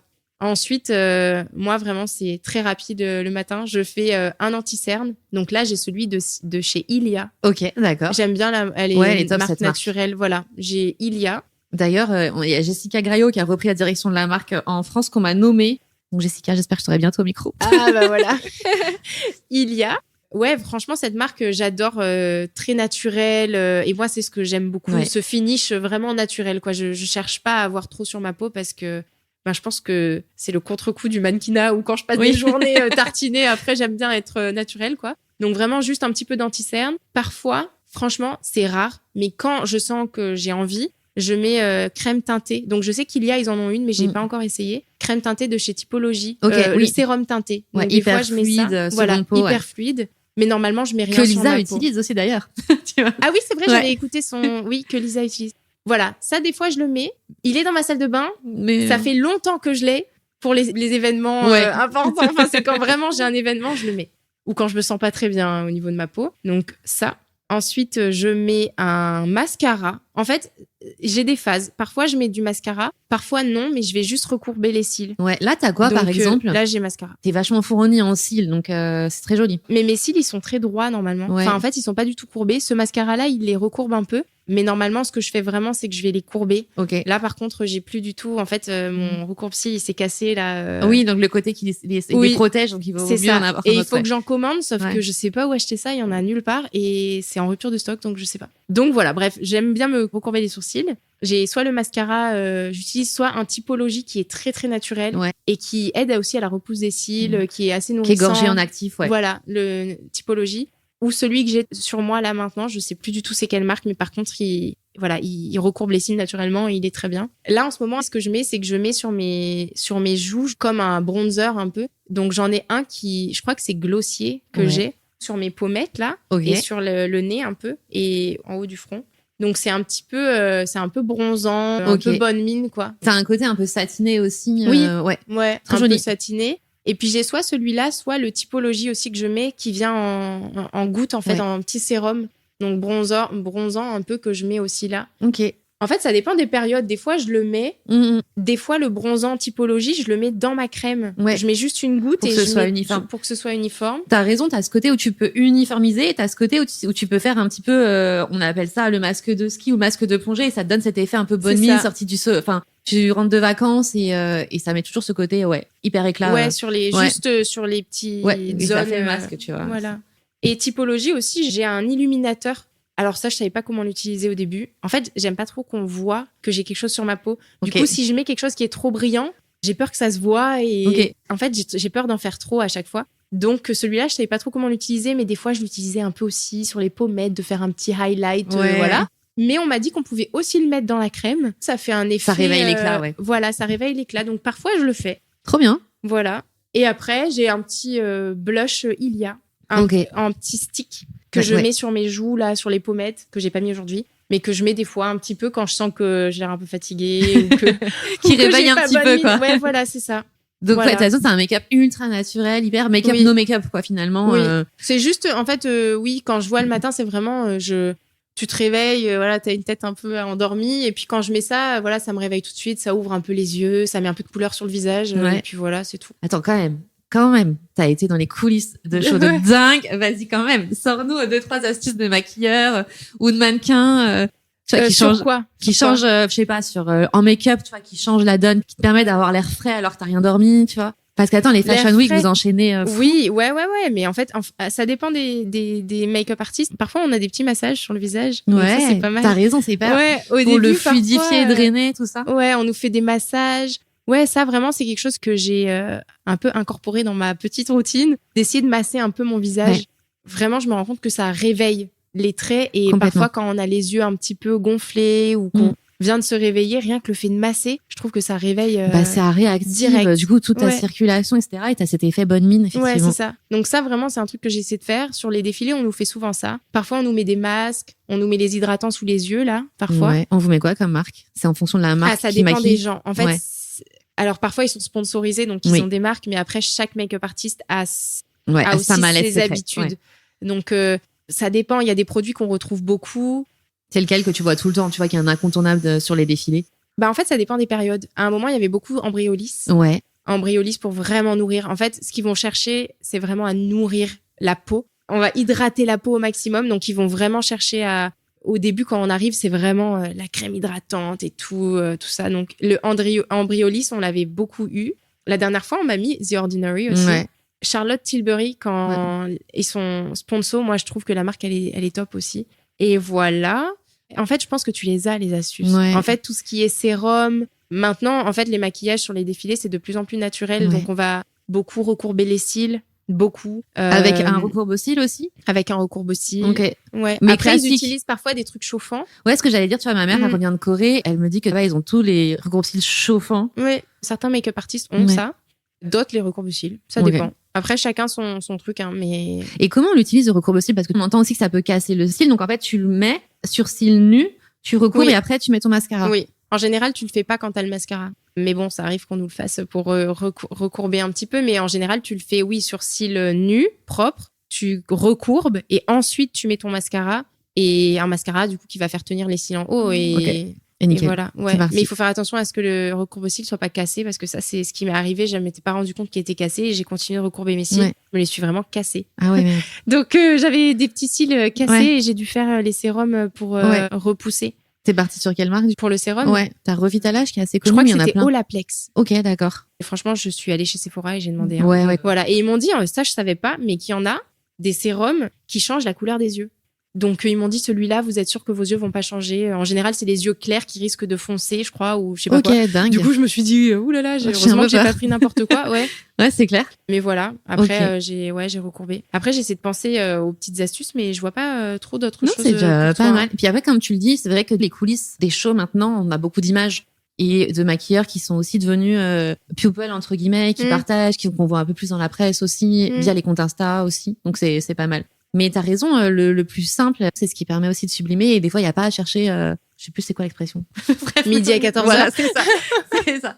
Et alors après ta journée de dingue, le soir, comment tu prends soin de ta peau? Qu'est-ce que tu fais? Comment tu la démaquilles? Quel produit tu appliques? Alors déjà, dans la journée, des fois, quand je sens que ma peau, elle tire, je remets un coup de crème. Parce que des fois, ça m'arrive. Ouais, ça peut m'arriver que ma peau tire un peu parce que j'ai tendance à avoir la peau un peu sèche et surtout en été, ou quand le temps est très sec, je sais pas, hiver, des fois je sens que ça tire, j'hésite pas à remettre de la crème ou des fois je me mets une eau thermale. Une eau thermale. Là, j'en ai une de Charlotte Tilbury qui est géniale, c'est vraiment une eau que tu sprays qui est vraiment hydratante, mais je vois que ma peau, elle reprend un glow quoi, vraiment. Quoi. Oui. Donc ça, de temps en temps, je le fais. Et après, le soir, je me démaquille. Okay. Alors, je suis pour le plus simple. Donc, je sais ce que tu vas me dire. En général, j'adore quand mon mascara n'est pas waterproof parce que voilà. Et j'adore quand j'ai pas beaucoup de mascara. Par exemple, celui que j'ai là tout de suite, il est un petit peu plus noir et tout, donc faut quand même prendre du temps pour l'enlever. Mais j'adore quand je peux tout enlever sous la douche. Okay. Donc, je prends la rosée. En général, j'ai une espèce de gelée nettoyante la rosée que je mets sous la douche, je nettoie tout et je laisse comme ça. C'est peut-être pas suffisant, mais c'est ce que je fais en général. Ok. Et après, maintenant, là, quand j'ai un mascara un peu plus, ce que je fais, c'est que j'enlève avec de l'eau thermale, là, Bioderma. Oui, non, micellaire. Micellaire, voilà. J'enlève avec Bioderma. Bioderma, là, tu demandes à toutes les mannequins, Bioderma. Il y a que ça, tout le monde n'utilise que du Bioderma, donc vraiment, c'est... Voilà, le truc de base pour moi, j'enlève et après je re-rince avec la rosée quand j'enlève à l'eau micellaire. Et avec ta gelée à nouveau. Ouais, c'est ça. Et j'en ai une aussi qui est un peu exfoliante. Donc des fois je le fais avec l'exfoliante. Et après le soir, ce que je fais c'est que en général, je mets quelque chose d'un peu plus hydratant. Donc soit je garde la même crème, donc The Ordinary, mais je rajoute des gouttes d'huile un peu plus hydratante. Ou sinon, j'ai une crème un peu plus riche. Donc ça dépend. Voilà, ça dépend de comment je suis, mais c'est vrai que j'aime le soir avoir une crème vraiment où je sens En fait, ce que j'aime bien, c'est quand le lendemain matin, quand je me rince le visage, je sens que la crème, elle est encore... Ouais, que t'as un film et que la peau est recoupée. Voilà. Et pour celles qui mettent une huile, idéalement, vaut mieux mettre d'abord sa crème et puis après, tu rajoutes ton huile, ce qui fait un effet un peu cataplasme. Ah, c'est vrai? Ouais. Moi, des fois, je mélange encore plus efficace. Ouais, tu peux aussi. Mais en dernier, en tout cas, si tu sépares tes deux produits, il vaut mieux mettre l'huile en dernier. Parce qu'on aurait tendance à se dire, je mets d'abord l'huile et après la crème et le mieux pour la pénétration des actifs, c'est comme ça. Avant, moi, je mettais que de l'huile. Ouais. Mais tu peux aussi. Ah ouais? Ça dépend de quelle huile. Suffisant. Ouais. Oui, c'est ça, ça dépend. Ça dépend de quelle huile, mais t'as des super cocktails. Ouais, carrément. Okay. Après, pour ton corps, est-ce que tu appliques des produits particuliers? Tu vois, gommage, masque, qu'est-ce que tu fais? On pose plein de questions dans ce podcast. Hein. Ouais, non, pour le corps, en vrai, je fais pas de gommage, je fais pas de masque, sauf si je vais me faire un spa où on va faire des gommages et tout. Mais non, à la maison, je le fais pas. Mais par contre, crème hydratante, tout le temps. Parce que j'ai la peau qui est assez sèche, donc idéalement matin et soir, je mets la crème. C'est quoi comme crème que tu mets? Je change, mais en fait, j'ai une peau... là, ça fait 1 an et demi, 2 ans que j'ai une peau qui est assez sensible où j'ai du psoriasis. Donc, en fait, j'ai eu beaucoup de psoriasis. Ça, j'en ai pas parlé. Mais j'en ai eu en gouttes, en fait. C'était des petites gouttelettes de 1 cm sur tout mon dos, sur tout mon corps, sur mes jambes. J'en avais partout. Et maintenant, j'en ai moins, mais j'en ai encore un tout petit peu au niveau de la poitrine, du ventre. Je mets mon produit pour le psoriasis sur les petites gouttes, là. Et je sais que derrière, il faut une bonne hydratation de la peau. Donc, en fait, je me lave sous la douche. Je me lave pas avec du savon qui décape. Enfin, je me lave pas avec du savon de Marseille ou quoi. Je me lave avec des huiles nettoyantes. Parce que c'est ce qu'on m'a recommandé pour la peau, pour pas assécher. Donc, moi, j'aime bien la rosée. Donc, là, je suis avec l'huile nettoyante, la rosée que j'adore. Mais j'utilisais aussi une autre marque, mais par contre, c'est pharmacie. C'est La Roche-Posay, que j'adore. Enfin, là, pour La Roche-Posay, pour tous les problèmes de peau, moi, c'est ce que je faisais. Donc, l'huile nettoyante La Roche-Posay et la crème La Roche-Posay. Et je crois que c'était des crèmes spéciales pour peau un peu sensible, démangeaisons atopiques, voilà, etc. J'étais toute dans cette gamme-là, donc je reste dans cette gamme pour l'instant parce que c'est ce qui me... C'est ce que convient. Ok. Ouais. Et tes cheveux, comment tu prends soin de tes cheveux? Mes cheveux, les cheveux, ça change beaucoup. J'ai des cheveux bouclés et les cheveux bouclés, on connaît. J'ai de la chance et en même temps, ça change tout le temps. Franchement, c'est un peu compliqué parce que ça, en fonction des périodes, des saisons, la matière va évoluer. Donc, parfois, il y a des produits qui vont vraiment bien fonctionner. Et à un moment, je ne sais pas pourquoi ça fonctionne plus du tout. Et il faut que je trouve autre chose. Donc, bon, pour l'instant, en fait, ce que j'essaie vraiment de faire, c'est toujours avoir un shampoing, un après-shampoing spécial cheveux bouclés avec beaucoup de... Pour l'élasticité de ta boucle, quoi. Pour les boucles qui nourrissent beaucoup, etc. Parce que sinon, mes cheveux sont très secs. Ouais. Donc, shampoing après shampoing. Quand je sors de la douche, je laisse un peu les cheveux humides et je mets une crème pour cheveux bouclés. Ouais, donc, qui va discipliner, nourrir. C'est ça, ouais. Là, pour l'instant, je suis avec les Secrets de Loli. Et à un moment, cette gamme, elle ne m'allait plus du tout. Donc, j'ai mis mes produits de côté, je les ai ressortis il y a une semaine. Et là, ça va. Mais vraiment, c'est très, très bizarre. Ça n'allait plus du tout avec mes cheveux. Là, pour l'instant, je mets, ça s'appelle Curl Nectar, donc je mets ça sur mes boucles. Et après la crème, je mets une gelée. Donc, j'aime beaucoup la gelée, soit de Les Secrets de Loli, mais Aromazone aussi, ils en ont une qui est très bien, ça s'appelle gelée belle boucle ou quelque chose comme ça. Ok, ouais, je savais pas. Ils recommandaient à un moment de mettre leur acide hyaluronique sur les boucles. Enfin... Ah oui, l'acide hyaluronique. Oui, ils ont maintenant une gelée. En plus, gelée aussi, l'acide... Ah non, ce que j'ai, c'est une gelée d'aloe vera. Oui, ça c'est top aussi. Et ça, je mets sur les cheveux des petits, des enfants, parce que je sais qu'il y a vraiment, c'est que de l'aloe vera pure. Ouais, c'est canon. Et il n'y a aucun aucun additif, mais par contre, ça joue vraiment le rôle d'une gelée. Ouais. Quand je le mets, ça sèche et ça durcit un peu les cheveux, mais après, dès que tu crunches, ça s'enlève et leurs cheveux, ils sont tout doux et nourris. Donc, je mets ça pour eux. Ouais, j'adore. Et ce produit, il est top. Tu le mets au frigo. Après un coup de soleil, c'est un effet apaisant. Tu peux le mettre même en crème. Ah, j'ai jamais testé. Ok, je testerai comme ça. Il y en a même qui le mangent. Ah ouais. Ouais. Ouais, voilà, j'utilise pour les petits et moi, c'est les gelées pour les boucles. Et Aromazone, cette gelée, elle est vraiment bien. Et celle de chez Les Secrets de Loli, là aussi, très bien. Et après, je laisse sécher soit naturellement, soit avec un diffuseur.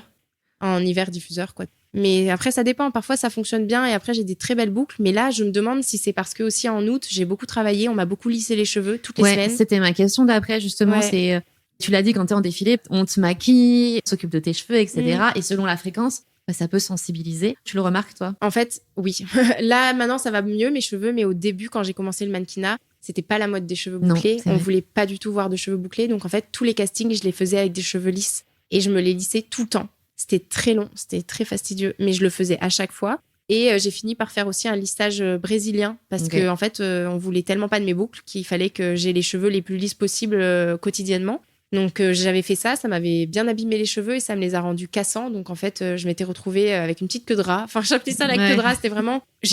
On nous coiffe tellement 4 fois par jour. Et puis, les gens sont pressés, donc on fait pas forcément attention à tes cheveux. Oui, ça tire un peu, quoi. Ah ouais, c'était tout cassé. C'était moitié bouclé, moitié lisse. Enfin, vraiment, c'était un peu compliqué. Et puis, est revenue la mode des cheveux bouclés. Donc, j'ai pu garder mes cheveux naturels, retrouver un volume, une masse, garder vraiment mes cheveux comme ça pour aller au casting.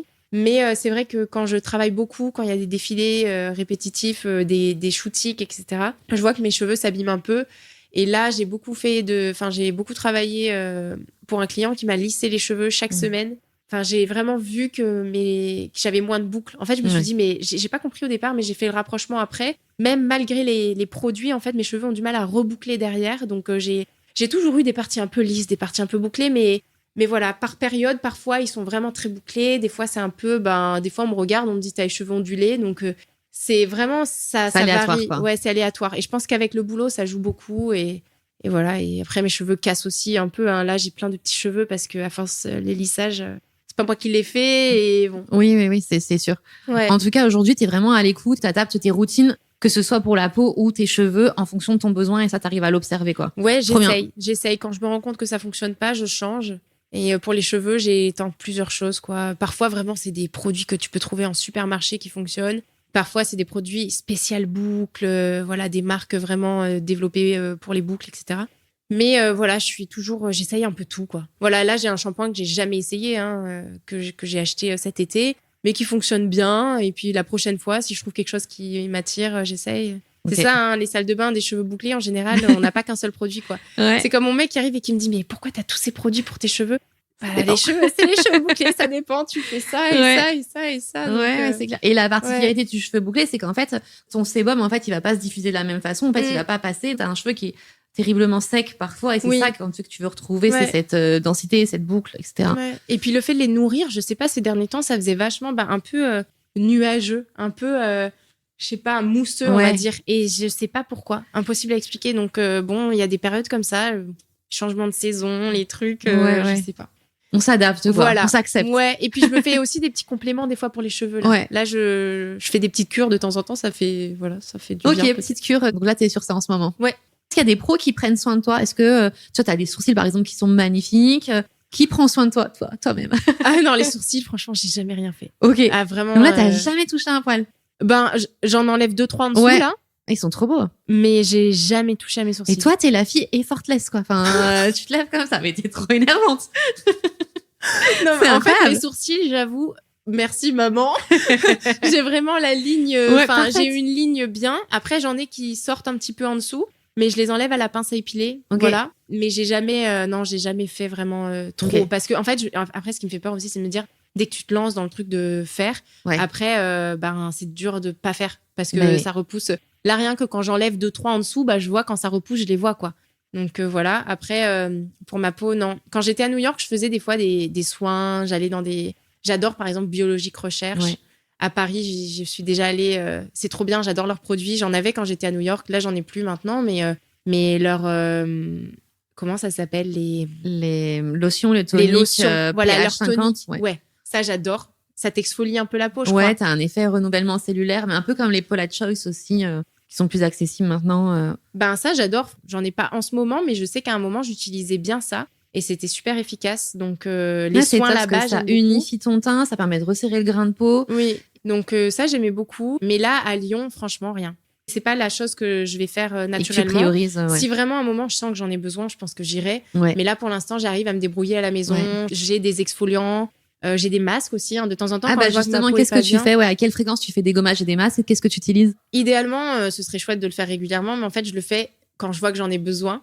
Donc, parfois, je sens que mon grain de peau, je sens que c'est un peu granuleux. Je vais exfolier et je vais mettre un masque par-dessus. Donc, souvent, j'ai des masques à l'argile. J'en ai un de chez Caudalie que j'adore, que j'ai depuis très longtemps. Okay. Voilà, j'exfolie et je mets le masque. J'en ai aussi des typologies, des choses, j'en ai un masque exfoliant aux acides de fruits, je crois, qui est super, que j'aime beaucoup. Voilà, j'en ai plusieurs, j'en ai 2 ou 3 comme ça. Des fois, je change. Il a raison, ton mec, t'as vraiment beaucoup de produits.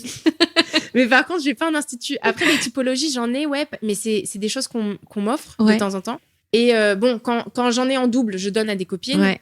Mais ce que j'ai, je garde. Mais comme j'en utilise pas des tonnes, en vrai, c'est des choses que je garde longtemps. Mais vraiment, les produits, je les garde très longtemps. Ouais, fais gaffe parce qu'il y a des dates après ouverture sur les produits cosmétiques. Selon les marques, t'as 6, 9 mois ou 12 mois, tu vois, faut que tu checkes, Ah ouais, parce que là, j'en ai qui doivent dater de 1 an et demi. Et d'ailleurs, t'as pas parlé de ton contour des yeux. Tu fais quelque chose? Tu mets une crème ou pas? Contour des yeux, là, quand j'y pense, je mets le sérum The Ordinary. Ok. C'est un sérum qu'on m'a donné. Ouais. Mais avant, matin et soir, ta peau, elle est 4 fois plus fine là. Ouais. C'est hyper important, ouais, carrément, de l'hydrater. Mais tu hydrates avec un sérum ou avec une crème? Eh ben, écoute, j'ai pas testé le sérum de The Ordinary. Je crois qu'il peut se mettre seul ou avec une crème par-dessus. Ouais. Pour le coup, il faut que tu aies quelque chose qui te corresponde, mais matin et soir. Ça change la donne. Ça va permettre d'hydrater.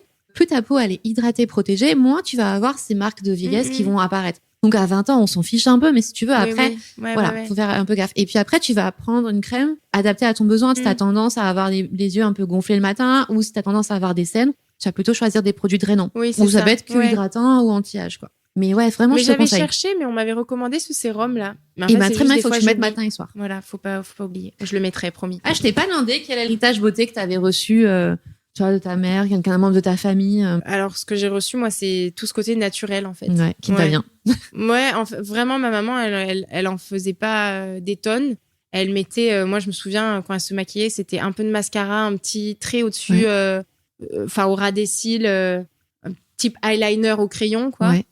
Et puis juste le teint rapidement. En fait, voilà, un petit blush et c'est tout. Et en fait, c'est vraiment ce que j'ai gardé, quoi. Je garde vraiment ce côté naturel et beaucoup d'hydratation. Elle m'a toujours dit, elle est pharmacienne, donc en fait, très rapidement, elle a nourri sa peau et elle m'a tout de suite passé le message. En gros, il faut vraiment mettre des crèmes, hydrater la peau, le visage, le corps entier. Donc voilà, j'ai gardé ça. Ça marche. T'as un super conseil de la maman. Oui. Trop bien. Allez, les questions, c'est des questions flash. Et en gros, tu réponds tac au tac. Ça te va? Le geste incontournable dans ta routine beauté? La crème solaire et l'eau. Boire de l'eau.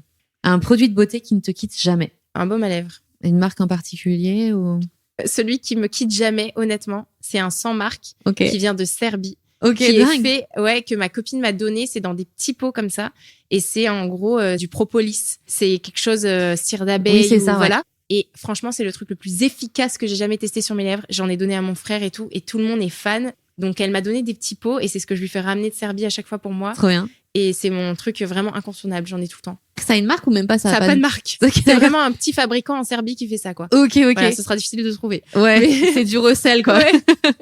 Un parfum ou une odeur qui te définit? Je vais te dire l'ananas, le litchi, la vanille. Voilà. T'adores ça. Tout ce qui est exotique, quoi. Ok, ça marche. Ton rituel beauté ou bien-être après une journée qui est difficile?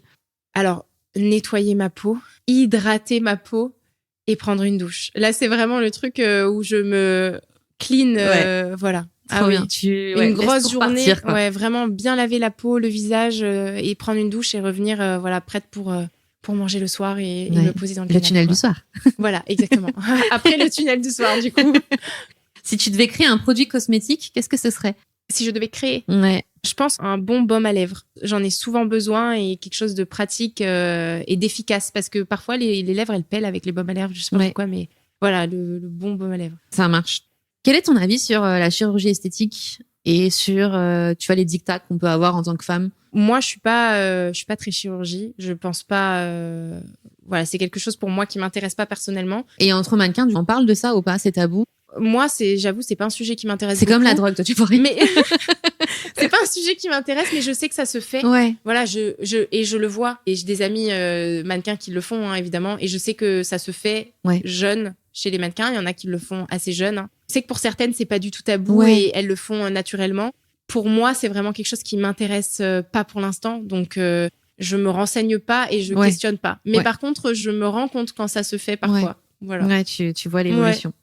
Quelle est la chanson qui te met toujours de bonne humeur? Tout ce qui vient des îles, qui bouge, qui a un petit reggaeton. Ça, vraiment, c'est... Quand j'ai besoin de me mettre de bonne humeur, je me mets une playlist réunion. Ok, playlist réunion, j'adore. Où je chante et je danse dans tous les sens avec les petits et tout. Ou sinon, c'est soit ça, soit un bon petit Jean-Jacques Goldman. Voilà, J'irai où tu iras, voilà, ce genre de choses. Quoi. Ok, tu parles créole, toi? Oui, je comprends tout. Ok. Je peux avoir des expressions. Après, dans ma famille, on parle pas créole H24. Hein. Oui, je comprends. Enfin, j'ai grandi là-dedans, donc vraiment, je comprends tout. Et je parle aussi un peu.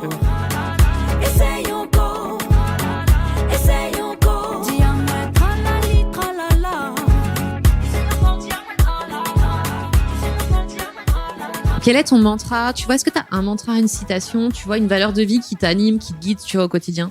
Moi, il y a quelque chose qui me guide plus ou moins, c'est de me dire que tout arrive pour une raison et d'avoir confiance, en fait, en l'avenir. En fait, moi, je crois toujours que j'ai ma petite étoile qui me guide. Voilà, et peu importe ce qui arrive, je me dis que ça arrive pour une raison et que j'avance avec. Et d'avoir confiance. Confiance, en fait, en nos projets, en l'avenir et de se dire, même si t'as pas les réponses aujourd'hui, elles viendront un jour. Voilà, de garder confiance, en fait. Juste ça, c'est important. En la vie. Ouais, de te dire, quand je me sentais parfois un peu perdue dans ce que j'aimerais faire plus tard, de me dire, en fait, à un moment, ça va s'aligner. Il faut juste que tu continues de vivre, de faire ta vie, d'être dans ton quotidien et un jour des choses vont s'éclairer et puis les opportunités se présentent à toi, il faut savoir les saisir au bon moment et voilà, rien n'arrive par hasard et j'avance un peu dans cette optique-là. Par exemple, le Pilates, ça se développe au fur et à mesure. C'est des petits signes que je prends. Voilà, je me pose pas trop de questions. J'avance avec les opportunités qui viennent à moi. Oui, et ça t'a réussi jusque-là. En tout cas, ça t'a permis d'avoir une belle carrière, de rencontrer l'amour, de construire ta vie avec ce que tu souhaitais. Après, comme je l'ai dit, c'était pas toujours tout rose. Ouais. Voilà, j'ai eu des périodes où je me suis posé beaucoup de questions. Parce que là, comme ça, dit comme ça, on se dit le mannequinat, ceci, cela. Mais en vrai, voilà, j'ai eu des périodes, moi, les enfants, le postpartum, on n'en a pas parlé, mais ça a été difficile. Voilà, les carences, les trucs. En fait, j'ai eu beaucoup de questionnements sur la personne que je voulais être, sur ce que j'allais être. Et parfois, ça a été compliqué. Donc, je veux quand même le rappeler parce qu'avec le mannequinat, on va souvent dire, c'est... Non, et tu l'as exprimé dans le podcast et tu vois ce côté hyper challengeant de OK, vers quoi j'ai envie d'aller. Je fais mon bilan de compétences, mais même en tant que femme, et c'est vrai que j'ai pas appuyé sur ça. C'est vrai, t'as eu 2 enfants. Tu viens d'un métier où le physique est important, le corps et le corps de la femme. Alors c'est vrai que là, tu vois, récemment, on a vu avec Constance qui défilait enceinte avec Etam, mais avant, mais jamais de la vie. Et encore, c'est une, tu vois. Oui. Donc, j'imagine bien que... Oui, voilà, et c'est Constance. Voilà, elle a... C'est encore tout un sujet, ça, dans le mannequinat, et c'est bien parce que on voit de plus en plus de corps différents. Voilà, on met en avant les femmes enceintes, on parle du postpartum et c'est un sujet qui est de plus en plus abordé maintenant, donc c'est génial. Enfin, de l'avoir défilé enceinte comme ça, c'était vraiment top, bien. Quoi. Ouais. Mais c'est sûr que comme tu dis, voilà, il y a des hauts, il y a des bas et tout ne peut pas être tout rose. Mais en tout cas, t'as œuvré. Alors, tu crois en cette belle étoile et aussi t'as œuvré pour toi, le connais-toi toi-même, te challenger. Oui, c'est ça. C'est des moments difficiles, donc c'est un super message que nous a passé. C'est vraiment le message que j'ai envie de faire passer, c'est que parfois on peut se sentir perdu et ça peut être un peu difficile, mais enfin voilà, de l'extérieur on peut voir les projets que j'ai aujourd'hui et tout ça, mais vraiment à un moment je suis quand même allée les chercher. C'était pas facile, je savais pas ce qui m'intéressait, mais je me suis dit allez, maintenant on va aller vers ce bilan de compétences, on va chercher les réponses, on va avancer. Tu vas te former. Que vraiment, voilà, je vais me former, je vais prendre le temps. Et je trouve que vraiment tout ce process, il est pas à oublier parce que parfois on peut voir des personnes qui ont des belles carrières ou qui font des belles choses et on se dit ouais mais c'est incroyable, c'est comme si ça lui était tombé dessus. Mais en fait derrière, pour la plupart des gens, il y a beaucoup de questionnement, faut avancer, faut oser se poser les questions. Et je pense pour n'importe qui, dans n'importe quel domaine, parfois on peut se sentir perdu et de se dire, allez, je vais me poser les bonnes questions. J'ai envie de me créer le quotidien qui me plaît, même quand on a des enfants, les horaires de travail. Voilà, on a parfois l'impression d'être dans un espèce de tourbillon, mais de faire une pause et de se dire, ok, est-ce que j'ai envie de vivre toute ma vie comme ça? Est-ce que j'ai envie de donner tout ce temps-là à mon taf? Est-ce que j'ai envie de trouver des moments pour mes enfants? Comment m'organiser? Comment faire? Et vraiment, toutes ces questions en bilan de compétences, c'était génial. Ouais, c'était vraiment, elle m'a dit alors, quel quotidien est-ce que tu aimerais avoir? Quel environnement de travail? Quels horaires est-ce que tu aimerais avoir? Quel temps? Qu'est-ce qui est important pour toi? Qu'est-ce qui est incompressible? Ouais, elle t'a obligé à formuler, en fait. Ouais, tu le formules et tu te façonnes la vie que tu souhaites. Et forcément, une fois que tu l'as formulé, tu vas aller vers ça. C'est ça. Tu vois, tu vas construire ton plan d'action, marche après marche. Et c'est possible. Ça, et parfois, on a l'impression qu'on est coincé dans un quotidien, mais en fait, c'est possible d'arriver à changer un petit truc, d'évoluer. Et moi, je trouve que c'est ça qui est génial, de te dire d'arriver à créer ta vie en fonction de tes impératifs, de tes besoins aussi, et de t'écouter, parce qu'on peut pas vivre une vie en étant malheureux. Non, c'est sûr. On n'a qu'une seule vie, jusqu'à preuve du contraire, mais c'est clair. Mais carrément, super message. Et pour finir, qu'est-ce que tu aimerais entendre à ce micro? Je vais te dire, comme tu n'as pas reçu Ilia. Non. Oui. Ce serait chouette de l'entendre dans le podcast. Tu la connais ou pas? Non, je la connais pas. Écoute, mais on va la relancer. Comme j'aime beaucoup la marque, ça pourrait être très sympa d'avoir sa vision. Carrément. Voilà. Une pointure. Super. Ça. Merci beaucoup en tout cas pour ce moment. Merci beaucoup. À bientôt. Merci Aurélie. Et voilà, cet épisode touche à sa fin.